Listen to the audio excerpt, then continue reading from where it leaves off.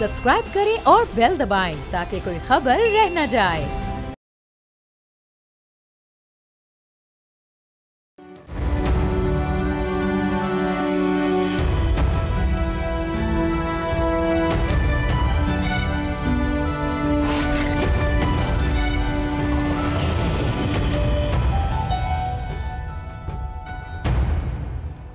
सैलाब की सूरत हाल में एक अच्छी खबर है। डीजी पीडीएमए पंजाब का कहना है कि सैलाबी पानी तेज़ी से नीचे आ रहा है और अगले 24 घंटे में ये इम्कान जाहिर किया जा रहा है कि दरिया का बहाव मामूल पर आ जाएगा। ताहम अलीपुर में अब भी 17,000 ख़ानदान बंद पर फंसे हुए हैं।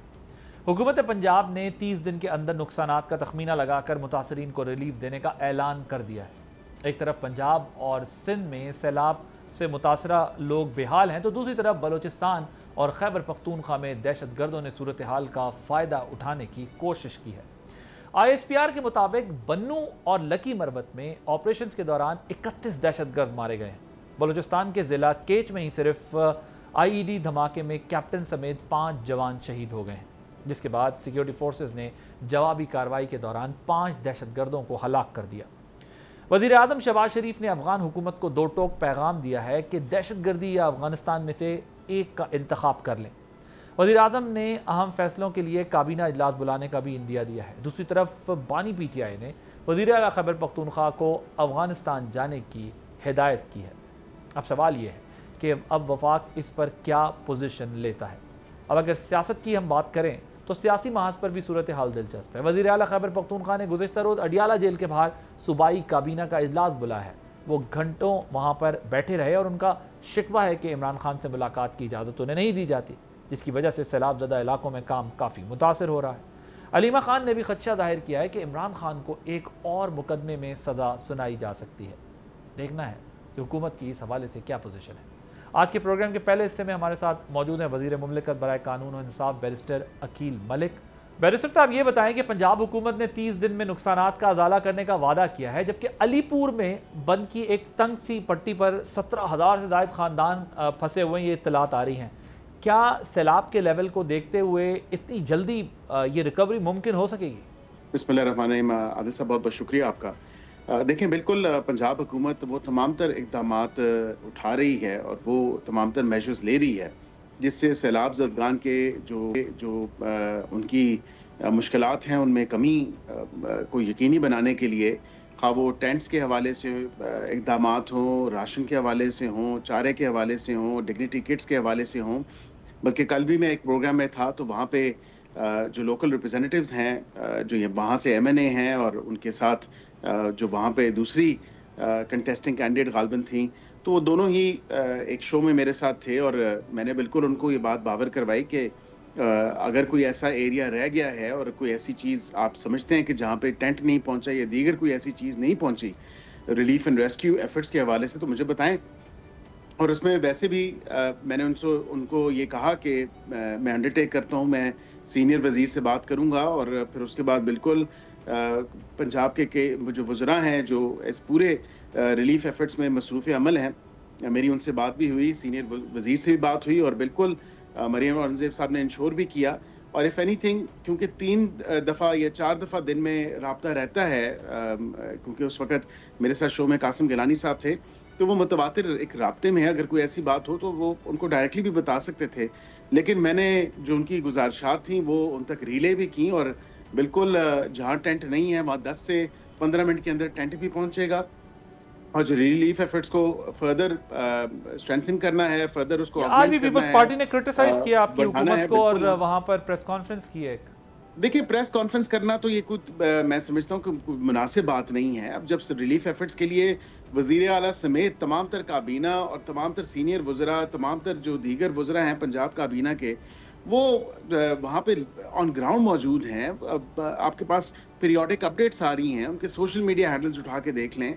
मैं समझता हूँ ये सरासर नाइंसाफ़ी है। ये तो कोई अच्छी बात तो नहीं है कि अगर आप हुकूमत के ख़िलाफ़ जो है कोई प्रेस कॉन्फ्रेंस करें या कोई बयानबाजी करें या टीवी टॉक शोज़ पे आके आप बैठ के ऐसी बातें करें। अगर कोई वाक़तन कहीं इशू है तो उसको हाईलाइट करें, आइडेंटिफाई करें। अगर पंजाब हुकूमत काम ना करे तो फिर आपका गिला जायज़ बनता है। मैं समझता हूँ कि इट्स टोटली कंडेमेबल कि अगर कोई रिलीफ एफर्ट्स के ऊपर कोई उंगली उठाए, क्योंकि ये सबको नजर आ रहा है कि उंगलियों के पीछे सूरज को छुपाया नहीं जा सकता। मैं चाह रहा हूँ बैर साहब ये दहशतगर्दी वाले मसले पे बात कर लें। केपी और बलूचिस्तान में दहशतगर्दों की एक्टिविटीज़ बहुत तेज़ हो गई हैं। इस सिचुएशन को आपकी गवर्नमेंट अब किस तरह देख रही है? तो बहुत केसेस बढ़ते जा रहे हैं, बड़ा हम लॉस भी हो रहा है, कैजुअल्टीज़ भी हो रही हैं, ज़ाहिर है निशाना भी बनाया जा रहा है दहशतगर्दों को, लेकिन हमारे जवान भी रोज़ शहीद हो रहे हैं, शहरी भी शहीद हो रहे हैं। इस पर क्या इंपॉर्टेंट मेजर्स जो है आपकी गवर्नमेंट लेने जा रही है, क्योंकि बलूचिस्तान और केपी में बहुत तेज़ी दिख रही है? देखें, यही बात हम 12 दफ़ा कह चुके हैं कि जब कभी भी हम दहशतगर्दी के ख़िलाफ़ कोई ऑपरेशन करने की बात करते हैं, और ऑपरेशन करते भी हैं, जो काइनेटिक ऑपरेशन और जो इंटेलिजेंस बेस्ड ऑपरेशन हो रहे हैं, अब हमें इशू क्या है, आज भी मैंने इसी हवाले से थोड़ी सी ये बात मैंने ज़रूर हाईलाइट की है कि वहाँ सूबे की जो एडमिनिस्ट्रेशन है, जिसकी अपनी प्राइम जो रिस्पॉन्सिबिलिटी है वो लॉ एंड ऑर्डर सिचुएशन है, काउंटर टेररिज्म है, वहाँ पे केपी में अगर बात की जाए, बिलखुसूस मैं अगर बात करूँ कि केपी के हवाले से बिल्कुल ये एक हमें चीज़ सामने नज़र आती है कि वहाँ सूबे की जो हुकूमत है वो 12 दफ़ा ये चीज़ इस चीज़ का जिक्र करती है कि आप मुज़ाकरात की तरफ जाएं। जब आपके 90,000 से ज़ायद शहरियों की जानें, और जिसमें आपके लॉ इन्फोर्समेंट एजेंसीज़ के ऑफिशल्स, आपकी अफवाज पाकिस्तान के नौजवान, वो शहादतों की जो है अपनी जान निछावर कर देते हैं मुल्क पाकिस्तान पे, इस वतन की खातिर, तो ज़ाहिरी बात है कि जब आपको ये फिर एक चीज़ उसके रास्ते में हायल होती है, उस काइनेटिक ऑपरेशन के हवाले से या इंटेलिजेंस बेस्ड ऑपरेशन के हवाले से, और फिर मुज़ाकरात की बात की जाती है, और जब 90,000 शहरी जो हैं वो अपनी जानें गंवा देते हैं और जामे शहादत नोश करते हैं इस दहशतगर्दी के तमाम तर इशू के ऊपर, तो फिर मैं समझता हूँ कि आपको बिल्कुल ऑपरेशन ज़रबे अज़ब और रद्दुल फसाद जैसा ही एक ऑपरेशन जो है वो बड़े पैमाने पे करने की ज़रूरत है। और वहाँ पे सिर्फ और सिर्फ जो एक चीज़ हायल होती है वो सूबे की पॉलिसी है, और सूबे के जो हुक्मरान हैं उनकी जो नाकिस कारकर्दगी और नाकिस पॉलिसीज़ हैं वो आपको फिर सफ़र करवाती हैं। तो हम तो बिल्कुल इस तमाम सर, अब तो मामले के इमरान ऊपर खान ने हमें अली अमीन पाकिस्तानी गंडापुर को शहरियों की अफगान सेफ्टी हुकूमत और से सिक्योरिटी बात को करने इंश्योर की करना। हिदायत कर दी है, उनको कहा है दौरा करें, जाएं वहाँ पर, उनको कहा है कि मिलें। सो फेडरल गवर्नमेंट का क्या स्टांस है इसके ऊपर? देखिए, बानी पीटीआई फॉर्चुनेटली और अनफॉर्चुनेटली खुद भी इस मनसब पे रह चुके हैं, और उन्हें पता है कि ये फेडरेशन का काम है, ये किसी सूबे का काम नहीं है। फॉरेन पॉलिसी और फॉरेन रिलेशंस जो हैं वो सूबा तय नहीं करता। हाँ, सूबा बिल्कुल अपनी तजावीज़ अगर कोई ऐसा मामला है तो बिल्कुल दे सकता है, और बिल्कुल उन्होंने TORs दिए हैं। आई एम श्योर कि वो रेलेवेंट फोरम पे कंसिडर हो रहे होंगे, मिनिस्ट्री ऑफ फॉरेन अफेयर्स के फोरम पे। तो ज़ाहिरी बात है कि अगर कोई ऐसे पॉइंट्स थे जो अंडर कंसिडरेशन होने चाहिए, जिनको बाक़ायदन कंसिडर करना चाहिए, तो फिर तो वो ज़रूर हो रहे होंगे। लेकिन ये कह देना कि मुझे डिप्लोमेटिक पासपोर्ट बनवा के दिया जाए क्योंकि मैंने अफगानिस्तान का दौरा करना है और वहाँ पे जाके फॉरेन पॉलिसी और फॉरेन रिलेशंस के ऊपर बात करनी है, तो स्टेट रिलेशंस जो हैं ये वफाक का काम है, ये सूबे का काम नहीं है। So I am sure they know perfectly well. तो ये साथ में ये भी कह रहे हैं ना, मेरा पासपोर्ट ब्लॉक है, नाम ECL में, मैं तो वैसे भी नहीं जा सकता। वो एक फॉरेन एग्जिट भी ले लेते हैं। आप लोगों ने उनका क्यों ब्लॉक किया हुआ है पासपोर्ट? नहीं, हमने तो ब्लॉक नहीं किया। अगर वो केसेस में मुलविस हैं, बिल्कुल जिन केसेस में वो मतलूब हैं, या जिन केसेस में उन्होंने ज़मानत की हुई है, और जिन केसेस को वो भुगत रहे हैं जो अंडर ट्रायल हैं, तो अगर कोई ऐसा एलिमेंट है, कोई फ़्लाइट रिस्क है, तो ज़ाहिरी बात है कि ये कंडीशन होती है बेल की भी कि अगर कोई फ़्लाइट रिस्क हो तो उसको भी देखा जा सकता है, और पासपोर्ट सरेंडर भी करना पड़ता है। और पासपोर्ट जो है वो आप फिर एग्जिट कंट्रोल लिस्ट में भी डाल सकता है, PNIL में भी डाल सकता है, नो फ्लाई लिस्ट में भी डाल सकता है। तो ये तो मेजर्स मुख्तलिफ जो हैं, जो लॉ इन्फोर्समेंट अथॉरिटीज़ जो हैं वो बिल्कुल लेती हैं, और प्रोसिक्यूशन की तरफ से इनकी जो है वो डिमांड की जाती है। तो ज़ाहिरी बात है कि जब ऐसे मामलात हों, और बिलखुसूस अली अमीन गंडापुर साहब के हवाले से अगर बात करें, तो वो तो वैसे ही आम तौर पे अपनी पेशियों पे नहीं पेश होते, और आपको पता है कि कितनी दफ़ा ये मामला हो चुका है कि फिर उनके वारंट की कैंसिलेशन जो है, उनके वकला जो हैं वो सीक करते हैं।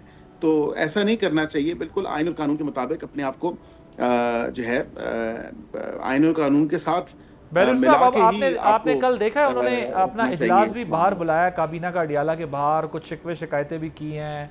आप लोगों ने मुलाकात की इजाज़त क्यों नहीं देते? वो कहते हैं ये मुझे मिलने नहीं देते गवर्नमेंट इमरान खान से। دیکھیں it's easy said than done. یہ صرف اور صرف گیلریز کو پلے کرنے کی حد تک میں بات یہ ماننے کو تیار ہوں کہ صرف وہ ایک شوشہ جو چھوڑا جاتا ہے اپنے سپورٹرز کو جو تھوڑا گرمانے کا ان کا لہو یا ان کو تھوڑا ایک الائیو رکھنے کو اس موومنٹ کو, یہ ہتھ کنڈے جو ہیں وہ اپنائے جا رہے ہیں.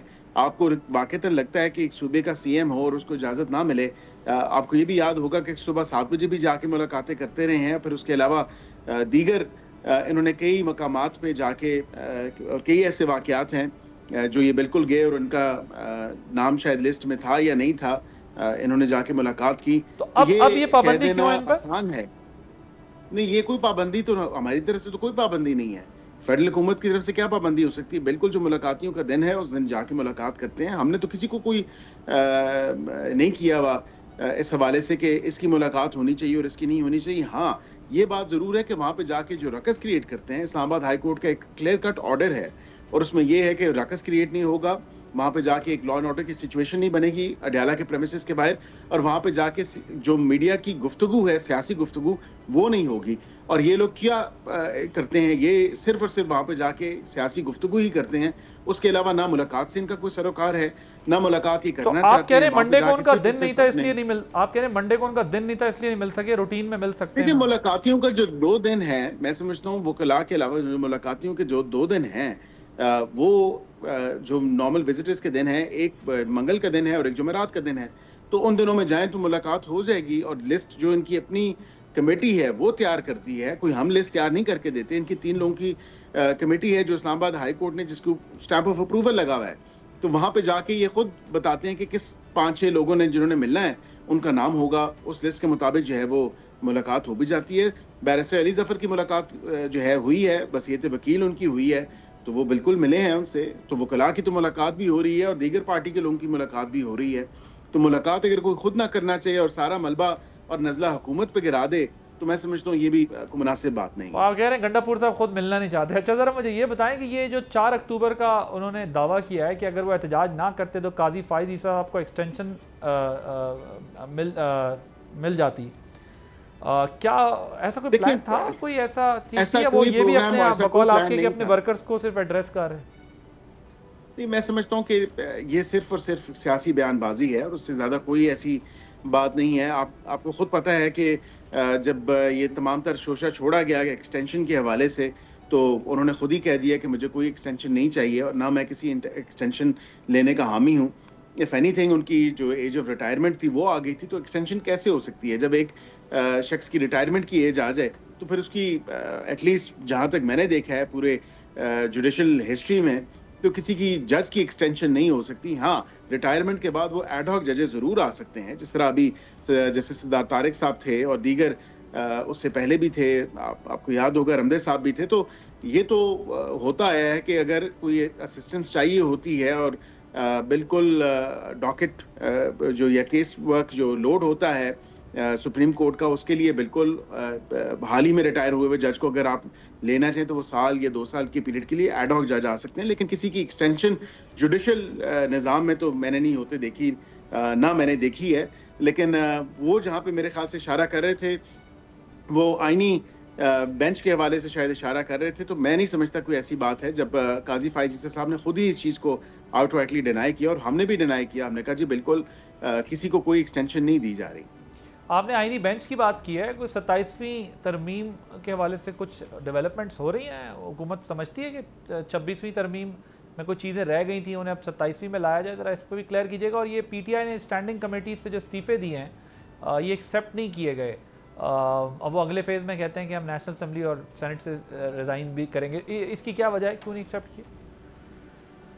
دیکھیں میں سمجھتا ہوں کہ اسپیکر صاحب, کیونکہ میں پہلے بھی اس پہ بات کر چکا ہوں اور میں نے یہی بات میں آپ کے شو کے توسط سے بھی کروں گا کہ اسپیکر صاحب نے بالکل as custodian of the house کے معاملات بھی دیکھنے ہوتے ہیں.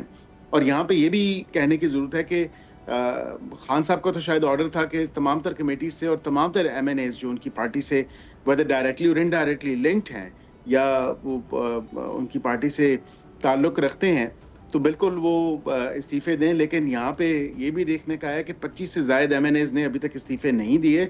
اور اس کے علاوہ یہ بھی بات میں آپ کو بتانا چاہتا ہوں کہ اپنی من پسند کمیٹیز کے इस्तीफे दिए हैं, सारी कमेटी से भी इस्तीफे नहीं दिए।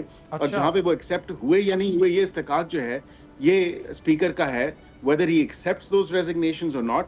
और उन्होंने हाउस के मामलात भी चलाने होते हैं, तमाम तर मामला देखना होता है। और अगली अगर ये शौक पूरा करना है कि सेनेट से और नेशनल असम्बली से अगर वो इस्तीफे देना चाहते हैं, तो वो एक दफ़ा पहले भी देख चुके हैं, ये शौक इस दफ़ा भी पूरा कर लें। आई थिंक वो खुद ही उनकी पार्टी लूजर्स होगी। और जो ऐवान में जिस तरह उनकी अपोजिशन के बतौर अपोजिशन उनको जो किरदार अदा करना चाहिए वो नहीं कर रहे। और मैं समझता हूँ कि वो इससे भी 27 अमेंडमेंट बैरिस्टर साहब। देखिए, मैं 27th अमेंडमेंट में बड़ा शॉर्टली आपको कह दूं कि वक्त के साथ साथ आइन और कानून में तब्दीलियां आती रहती हैं। ये इस्तेकाक पार्लियामान का है। जब ज़रूरत महसूस की गई, जिसको मैं खारिज ज़िम्कान नहीं कहूँगा, तो बिल्कुल एक ब्रॉडर कंसेंसस जब रीच होगा, इत्तेहादियों के साथ बात होगी, जब डिस्कशन होगी, अभी फ़िलवक़्त कोई ऐसी डिस्कशन ज़ेर गौर नहीं है, तो जब होगी तो फिर डेफिनेटली वो out in the open transparency के साथ लाई जाएगी। और तमाम तर ब्रॉडर कंसेंसस रीच करने के बाद, एक सिविल सोसाइटी के साथ एंगेज करने के बाद जो है कोई ऐसी बात होगी। फ़िलवक़्त कोई ऐसी 27वीं आईनी तरमीम की बाज़गश्त नहीं है। Right, thank you so much state minister for law and justice barrister Aqeel Malik. हमारे आप गुफ्तगू सुन रहे थे। एक ब्रेक लेंगे, ब्रेक के बाद जब वापस आएंगे तो इसराइली हमला जो कतर दोहा पर हुआ उस पर कुछ बात करेंगे। क्या एलामिया नाकाफ़ी है या क्या कुछ इसके अंदर मज़ीद हो सकता था, और अब वहाँ पर होने क्या जा रहा है मिडल ईस्ट में, से बात होगी आफ्टर दिस ब्रेक।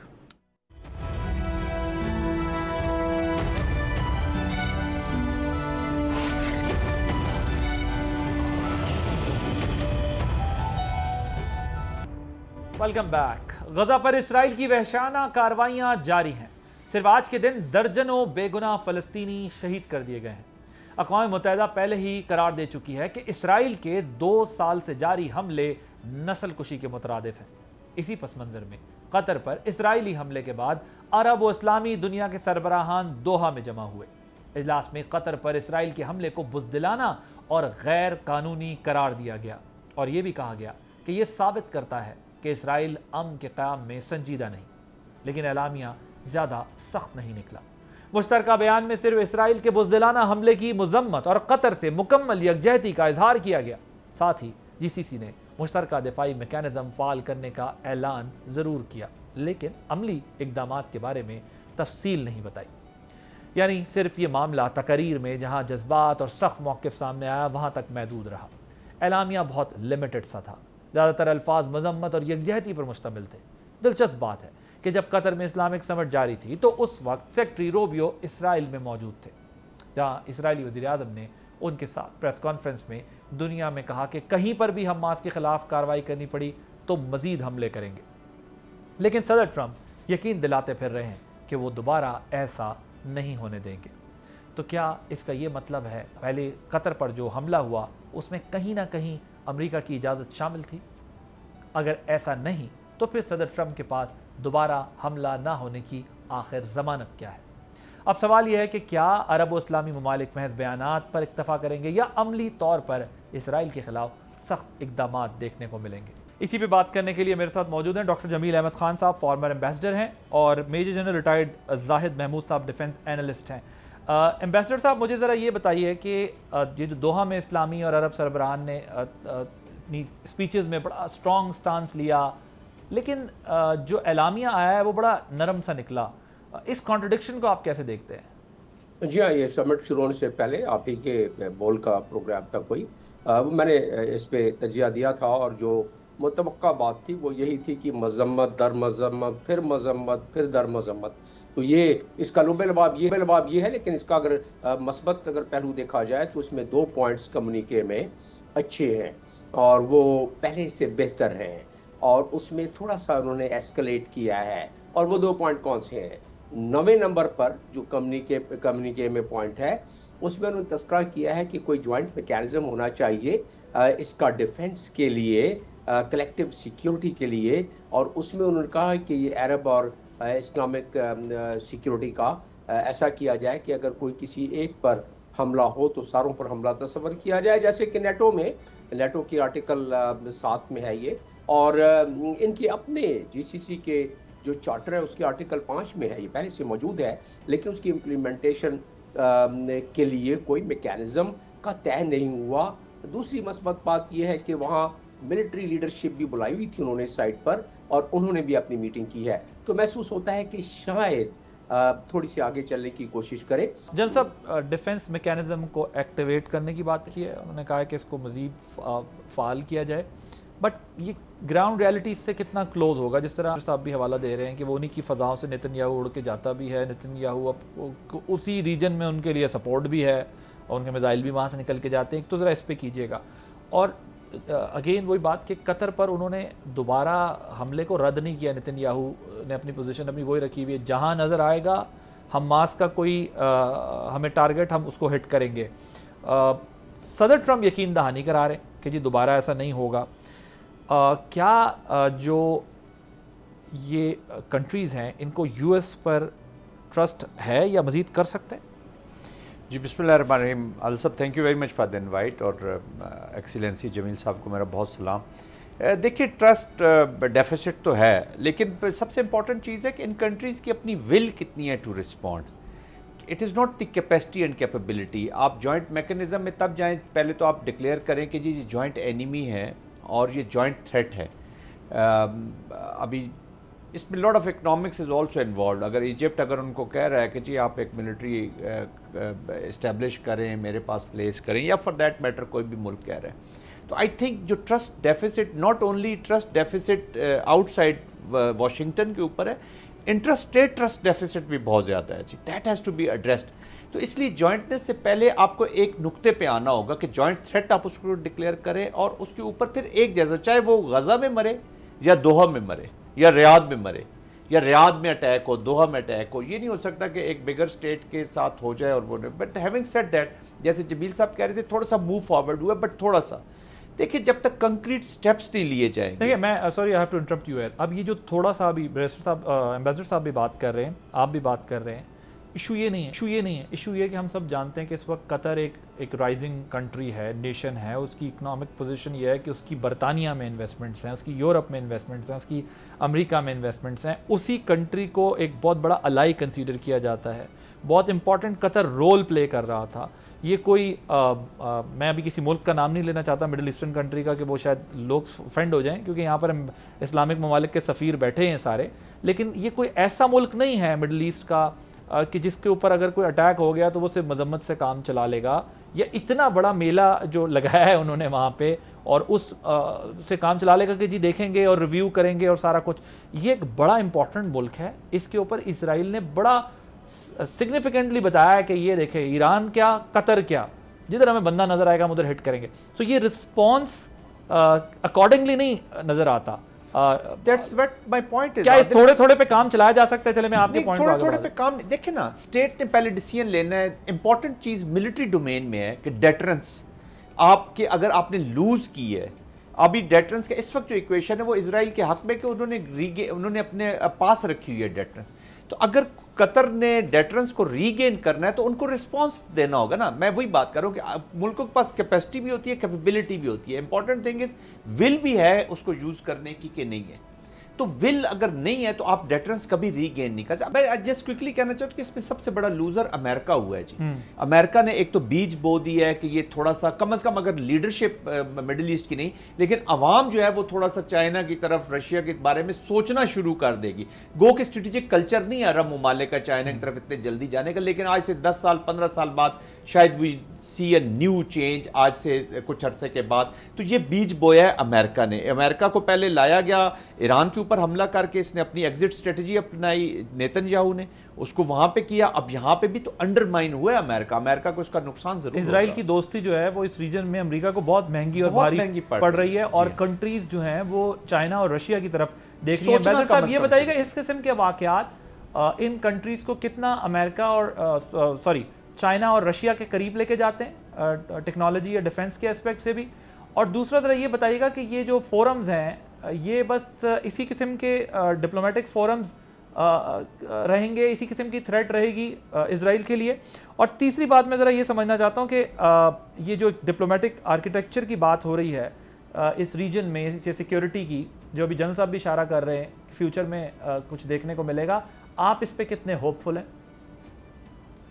या पहली बात पहले जैसे अभी जो फॉरेन पॉलिसी का जो जिस तरीके से अमेरिका चला रहा है वाइट हाउस से ज़्यादातर, स्टेट डिपार्टमेंट से पहले चलता था, लेकिन ज़्यादातर अब जो फैसले हो रहे हैं वो वाइट हाउस से फॉरेन पॉलिसी के मुताबिक, और उसमें ज़ाहिर है कि बहुत उजलत में बहुत सारी चीज़ें होती हैं जिसकी वजह से रशिया को चाइना से बिल्कुल मिला दिया गया है और वो करीब आ गया है। हमारे लिए तो इस ब्लॉक के लिए तो बेहतर है क्योंकि दुनिया अब ये सेंचुरी एशियन सेंचुरी है, तो उस लिहाज से ठीक है।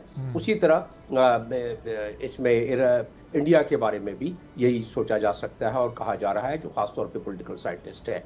ये तीसरी चीज़ जो पूरी दुनिया ने 140 वोट दिए हैं अभी तो न्यूयॉर्क डिक्लेरेशन में, जो कि फ़लस्तीन को एक्सेप्ट किया है उन्होंने, और 12 ममालिक जिन्होंने मुखालफत की है सर फहरिस्त, उसमें यूनाइटेड स्टेट्स है यानी अमेरिका है उसमें। इससे पहले सिक्योरिटी काउंसिल में जब मेंबरशिप की बात हुई तब भी अमेरिका ने वीटो कर दिया था।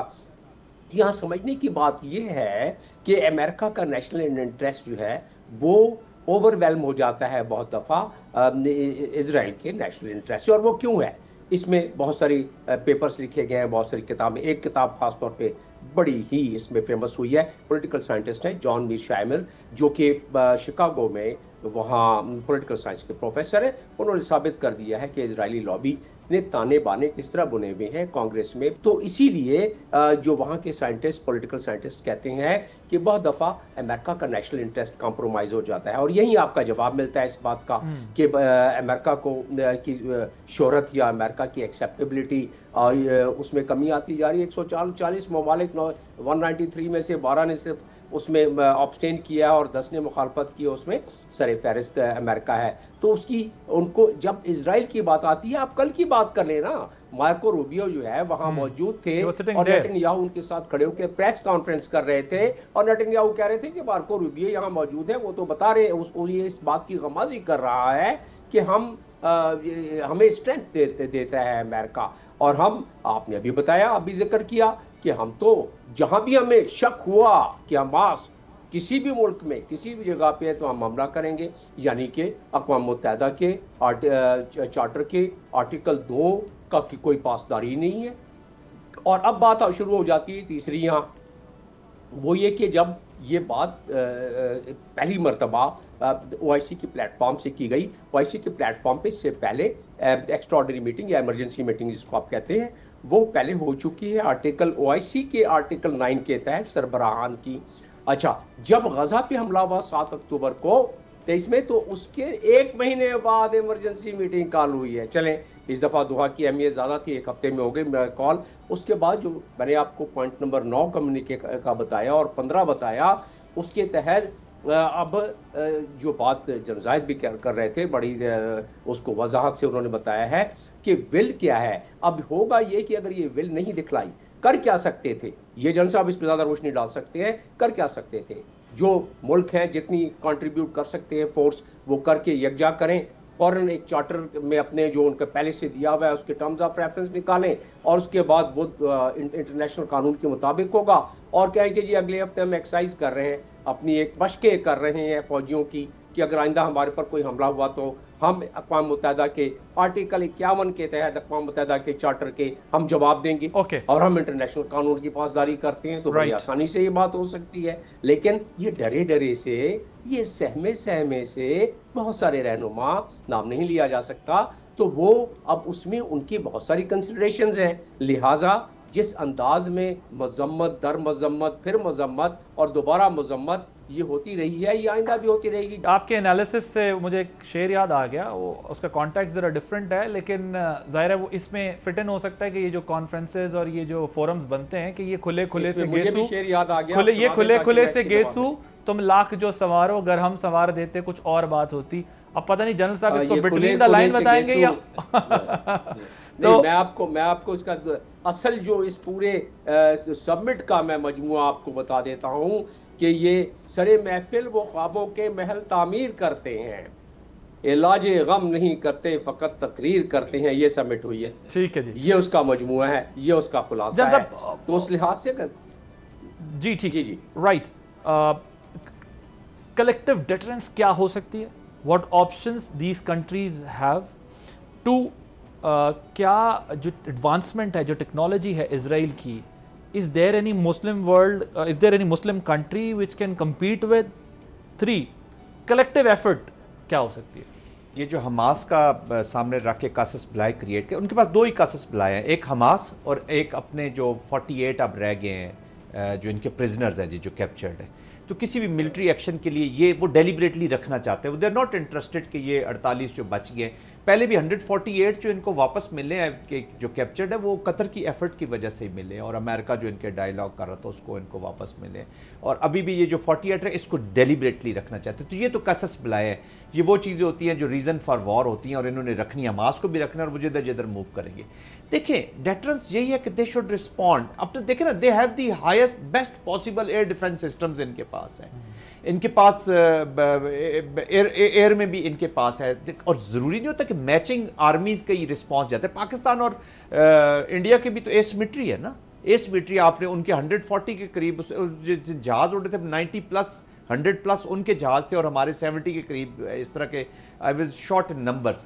تو آپ نے ڈیٹرنس یہی ہوتی ہے کہ آپ نے رسپونڈ کرنا. ایران نے بھی تو قطر کے اوپر امریکن انٹرسٹ کو کیا نا، ہیونگ سیڈ دیٹ کہ، اور اسی نے پھر انوائرمنٹ چینج کیا. تو آپ they can do it in a way کہ ان کے پاس اپنی بھی کیپیسٹی کیپیبلٹی ہے in missile domains, in other domain, in I S Rs کے بیچ میں بہت ساری چیزوں میں ایک نہ ایک دفعہ کرنا ہوگا. They will have to create the cost. Iran نے بھی، میں جیسا بھی regardless of technology you are talking about, sir will ہے نا، ول تو نیشنل ول ہے.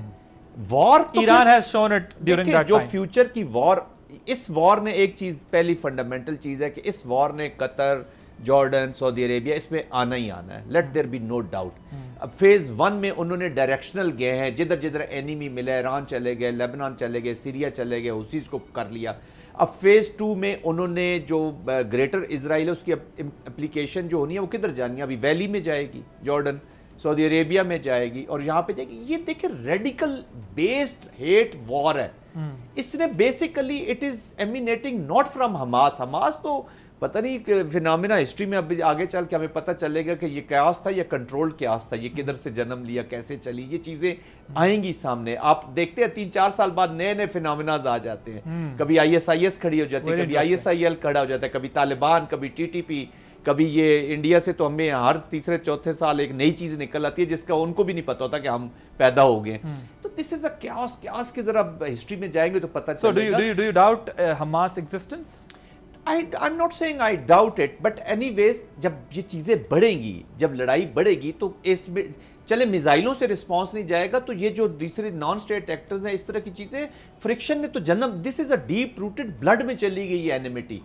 اسرائیل کے لوگ بھول جائیں کہ یہ جو نیتن یاہو کر رہا ہے یہ ان کی آزادی کے لیے، یہ ان کی اگلی 6-7 نسلوں کے لیے ایک ایسا بیج بو کے جا رہا ہے جو آپ کے نیبرہڈ میں آپ ایک ہیٹ بیسڈ، نفرت بیسڈ آپ ایک چیز چھوڑ کے جا رہے ہیں جس نے آگے چلنا ہی ہے.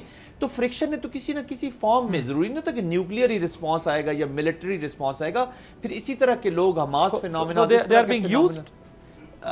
دیکھیں، میں یہ عرض کرتا ہوں کہ فلسطین کا جو کاز ہے اس کو کافی حد تک نقصان تو کئی چیزوں سے ہوا ہے. آپ کی اگر اسٹرانگ ملٹریز ہوں نا، ریگولرائز ملٹریز ہوں، تو پھر اس طرح کے فینومیناز نہیں دیکھے جاتے. یو جسٹ سیڈ کہ نیشنل ول ریکوائرڈ ہوتی ہے.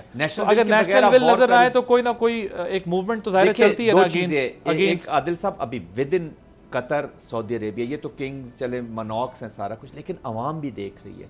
ایک اس چیز کا بھی آغاز ہو گیا، ایک سوچ پیدا ہو گئی ہے کہ یار دے آر ناٹ رسپونڈنگ.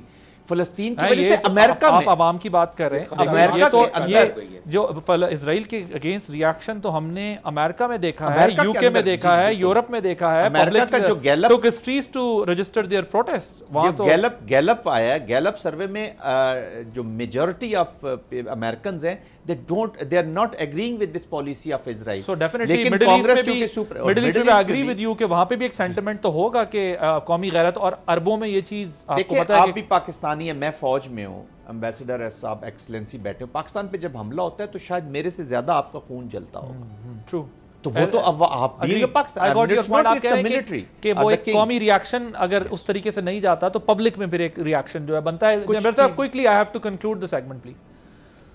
یہ تاریخ گواہ ہے کہ نظریات مرتے نہیں ہیں، وہ حماس کے طور پر ہوں یا کسی اور طور پر. جس طریقے سے حالات و واقعات چل رہے ہیں بہت حماس پیدا ہو جائیں گے، اور یہ کرسیاں جو بہت سارے ممالک میں سربراہان اور حکمرانوں کی ہیں متزلزل ہو جائیں گی، کیونکہ جو جذبات ہیں لوگوں کے بھڑک رہے ہیں، وہ کہتے ہیں کہ افکار کو پابند سلاسل جو کرو گے تصویر کے چلمن سے زیاں آتی رہے گی، لوگ ابھر جائیں گے۔ اس سے پہلے کہ وہ ایسا ہو، ہمیں چاہیے کہ منحاص الامہ ہمیں اس پہ جو ڈیسائیڈ کیا ہے کل، اس پر پریکٹیکل اسٹیپ لینا سر ہم تو امہ کے بہت پرانے ٹھیکیدار ہیں، مسئلہ یہ ہے کہ دیگر ممالک بھی تھوڑا سا آگے آئیں اور پھر امہ کی ذمہ داری لیں۔ Pakistan has paid a very heavy price of it. I am sure آپ دونوں بھی شاید اس سے اگری کرتے ہوں گے، پتہ نہیں on screen. That's right, that's why I have said that کہ کل جو ڈیسائیڈ کیا ہے انہوں نے۔ جی thank you so much doctor Jameel Ahmed Khan sahib, former ambassador, major general retired Zahid Mahmood sahib, defence analyst, آپ دونوں کا بہت شکریہ۔ ناظرین سنیں، یہ بالکل درست بات ہے، ایک کلیکٹیو رسپانس صرف ڈپلومیٹک فرنٹ پر نہیں بلکہ ملیٹریلی بھی اسرائیل کو ملنا ضروری ہے، ورنہ اسرائیل قطر ایک بڑا ملک ہے، بہت امیر ملک ہے، اور اس کو یہ پیغام دے سکتا ہے تو وہ دیگر ممالک کے ساتھ کیا کرے گا۔ یہ بالکل درست بات ہوئی ہے، اور ہمارے جو پینلسٹ تھے ان کا بھی یہ خیال تھا کہ یہ بات آگے جائے گی، اب آگے روکنا کیسے ہے اس کے لیے آپ کو ایک ایفرٹ کرنی پڑے گی، جیسے آپ کلیکٹیو ڈیٹرنس کی بات کریں، لیکن وہ صرف اسٹیٹمنٹ سے نہیں بلکہ اس کا کوئی پلان چوک آؤٹ کرنا پڑے گا۔ عادل عباسی کو یاد دیجیے، اللہ حافظ۔